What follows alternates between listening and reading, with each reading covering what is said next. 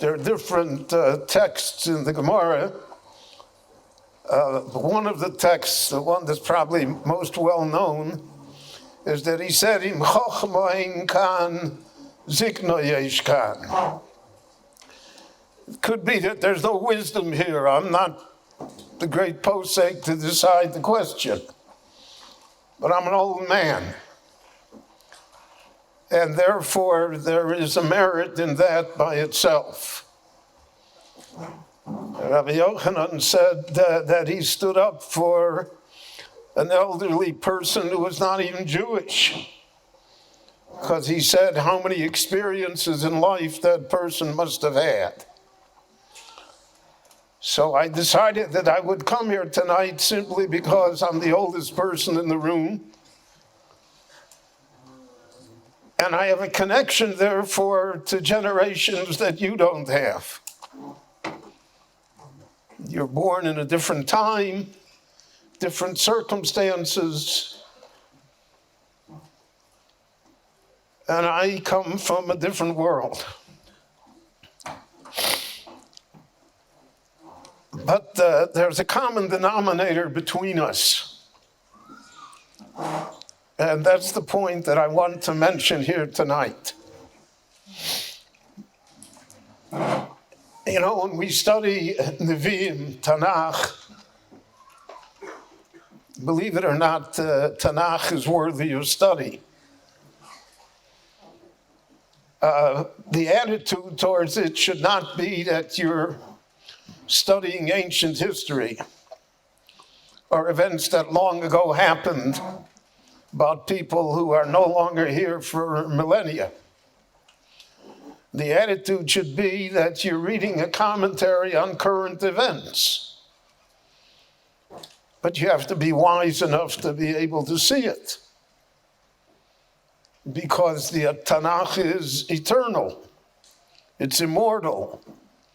The Anshe Knesset Hagdolah chose very carefully which books would be included, and which books, though very popular at the time, form the Apocrypha, and they are not included because they really don't speak anymore to us. So in the Tanakh we read that the miracle of Chanukah is really preceded by a similar miracle that happened millennia earlier. The Navi tells us that there was this woman, Isha Achas Mibnei Anavim, and she was a widow, and she had 2 sons, and she was impoverished. In the ancient world, if you didn't have anything to give as collateral, so people were forced, unfortunately, to use their children as collateral. People do that today. Today it's called an education. Their children become collateral to ideas. But she had borrowed money from this person, and the debt came due, and she could not pay it. And he demanded that he would take the 2 sons as the collateral to guarantee his debt. He would take them as slaves, as servants. The woman appealed to the Navi Elisha. And she came to the Navi, and she said, Avdi Ishti Yoreas Hashem Od. My husband was a God-fearing man. The Medrash tells us that her husband was the Navi Ovadia, and that he was a servant in the house of the king of the Israelites, Achav, and that he saved 100 prophets from the sword of Jezebel. So she had a holy husband, and these children had a holy father. Vishti Mace, The Lord took him from me. I'm left alone and bereft.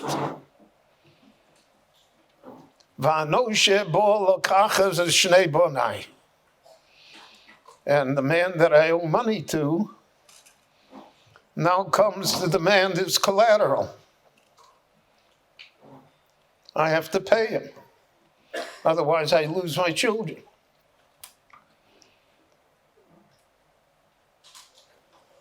So the Novi asked her an interesting question. Ma yesh loch baboyis? What do you have in the house? The Novi is prepared to perform a great miracle for her. But all miracles have to have a basis. The Rabbi Shalom created the world yesh me'ayin, something from nothing. But since then, everything is something from something. The ness of Chanukah is that they had to have the little cruse of oil that would have burned for 1 day, so then the ness can burn for 7 days.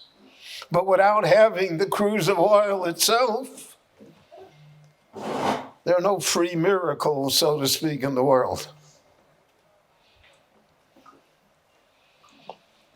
So he asked her, what do you have in the house?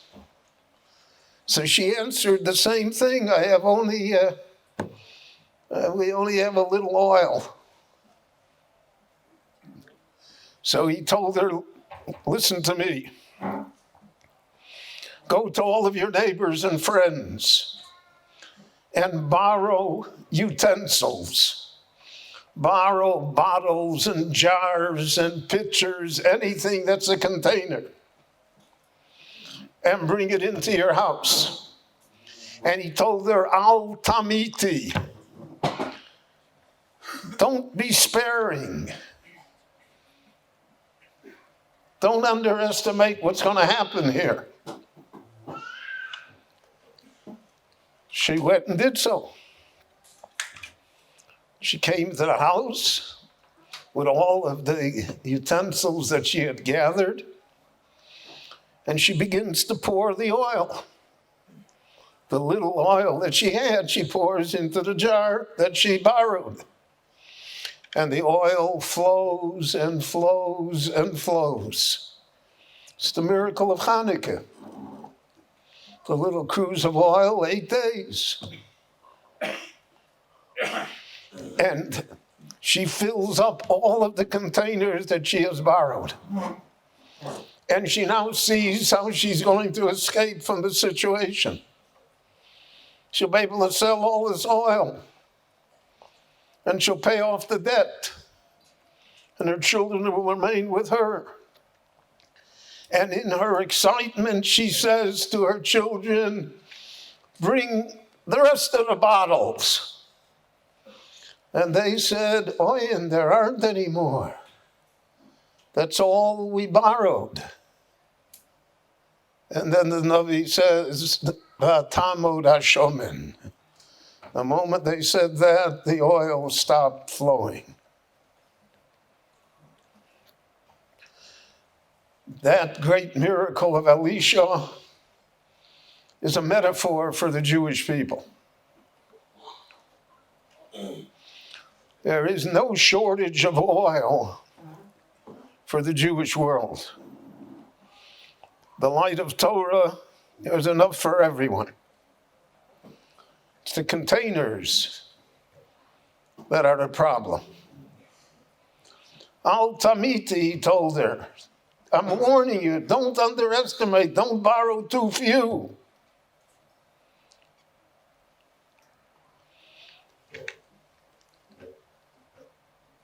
I think that each and every one of you has to see yourself as one of those containers. You're here. You're next to the Kotel Maravi. You're in Jerusalem. We heard the traffic today was unbelievable. Couldn't move. I remember when I first came to Jerusalem 30 years ago, so the traffic was less than today, to put it mildly.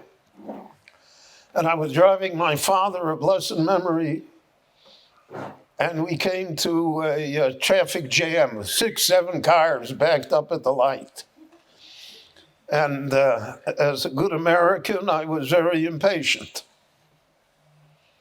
because America is everything instantaneous now. Who had the English wait in queue for hours? They like it.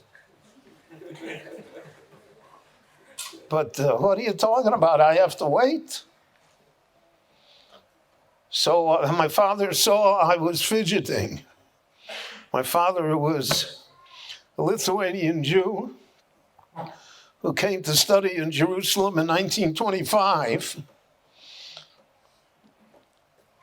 So he told me when I came to Jerusalem, he said there was one traffic light in Jerusalem, King George and Jaffa. And he said the telephone number of the yeshiva was 778. There were less than 800 telephones in Jerusalem. And he says, look at this traffic jam, Amachaya. It's great. Look what happened to us. We live in an extraordinary time. But we're blinded to it. When there's too much light, you can't see. So you are the utensils. Al tamiti, don't underestimate yourself. Not everybody's going to be a rabbi, not everybody's going to be a Rosh Yeshiva, but everybody counts. Everybody is influential. Everybody can accomplish. And one has to remember that and believe in that. And the Rosh Yeshiva spoke about the hard questions and choices. That's the choice. Am I a keli to hold the oil? Or do I say there are no more kelim, and therefore there is no more oil?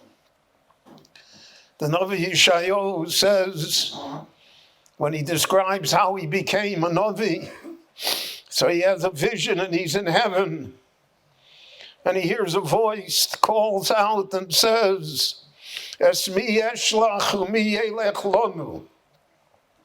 Whom shall I send? Who goes for us? The Jewish people go for a lot of things in the world, but who goes for us? At a Shiloh last week, a man came to me and he said that he had a very big real estate deal in America, and he was getting a fee of close to $1 million. And the developer said, I know that you give charity. I want you to give a donation, $50,000, to the foundation that my daughter sponsors. And these are all Jewish people, really Jewish people. Not intermarried, God forbid. Jewish people. So he said, okay, who should I make the check out to? So he says, well, my daughter has a foundation. The foundation sponsors an African village in Malawi and helps bring running water, electricity, education to this African village.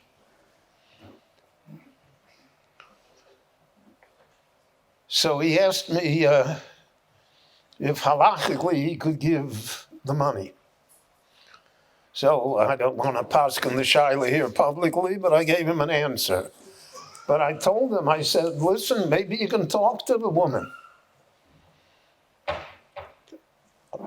I'll give you a few places in Israel that could use $50,000. And he said, no, she's not interested in anything Jewish.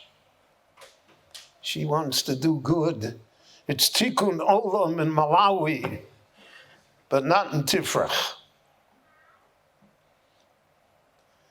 That's what the Navi heard. Mi yelech lonu, who goes for us? Who cares about us? If we don't care, there's nobody else in the world. The African village in Malawi is not going to raise money for us. We are the ones that have to support ourselves. We have to be the utensils. Shlomo HaMelech said in Shir HaShirim, Samuni no teira sakromim. They made me the guardian of all of the vineyards in the world. There's no vineyard in the world that is not blessed by the Jewish people. There's no organization. Karmi shalin lo notorti. But I didn't guard my own vineyard. If we don't guard our vineyard, no one will. So again, when you think about your choices, think about the fact that you are a utensil and that you contain the eternal oil of Torah and of Jewish tradition, of goodness and compassion, of common sense. Good, most of the world today, idiots. You go and get an Ivy League education and advanced degrees, and you're an idiot. Just look at it. World gone mad. And we have such blessings. And we live at a time of such opportunities. A time where we can talk to the whole world with a flick of our finger. So we have to be the ones that guard the vineyard. We have to be the ones that go for us. We have to be the ones that are the utensils that do not underestimate ourselves, who see our importance and our value. And we have to dedicate ourselves to those purposes in whatever field of endeavor we engage in. To be able to build Klal Yisrael, to build Torah, to build Eretz Yisrael, the Jewish state. Your ancestors would have walked across Europe in the snow barefoot to see what you can see out the window today.